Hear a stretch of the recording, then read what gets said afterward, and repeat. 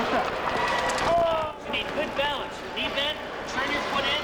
You don't need to make it huge. A lot of them really had no clue as to what hockey was all about other than watching it on television. It's a first-time experience. Many of them have had experiences on rollerblades, and so it's kind of exciting to get them out on the single blade of the ice skate, and they enjoy it. There's a few falls along the way, and some of them wish we had issued pillows with the uniform. For 50 inner-city kids in Greater Boston, hockey is becoming as second nature as basketball. Thanks to a program called S.C.O.R.E Boston, every Saturday morning this winter, you'll find kids from Mattapan, Dorchester, and Roxbury strapping on skates and hitting the ice.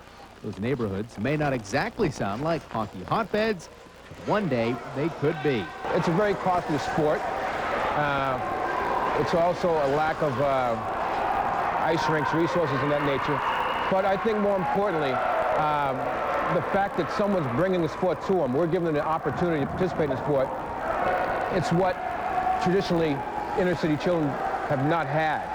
And a program like this will bring it to them, and I think it's going to flourish. You're going to see a lot more participating. To make the S.C.O.R.E program happen, the Metropolitan District Commission donates the ice time. A slew of volunteers donate their own time.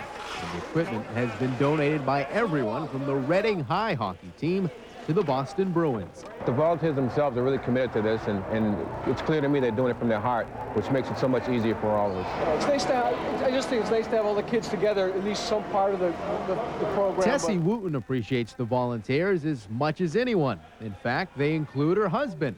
Mother of 2 children skating with S.C.O.R.E, Tessie's kids have become addicted to hockey, 24 hours a day. What makes me laugh, it's when both of them gets up at 4 o'clock and 5 o'clock in the morning, and hockey is not until 10, and they're like, it's time to get up. I'm like, it's not time to get up yet, you know? So that makes me funny, you know what I'm saying? It's a funny thing.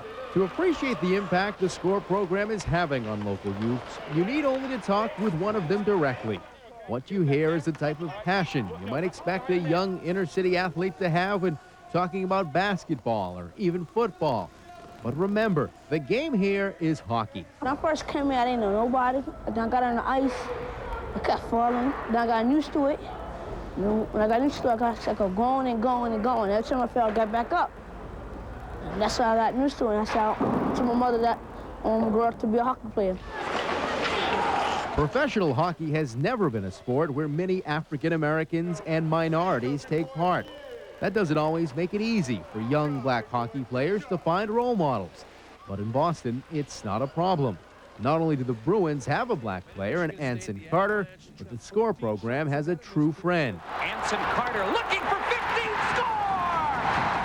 Carter is one of S.C.O.R.E's biggest supporters, visiting the kids on a regular basis and buying tickets for them to attend Bruins games at the Fleet Center. In the eyes of the kids, Anson's everything a hero should be. He's like another black hockey player that's on the Bruins and stuff.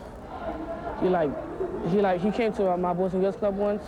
We gave him a tour around and stuff like that. The average observer may be tempted to wonder what a bunch of inner-city minorities think about playing a sport that has traditionally been dominated by white athletes.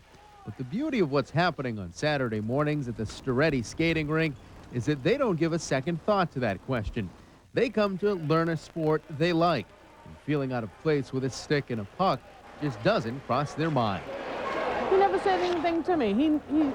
I don't bring him up like that. You know, if he wants to play this sport, he loves it, hey, he can play it. Doesn't matter what race you are or anything like that. You know, he doesn't bring it up to me at all. He loves Ray Bork.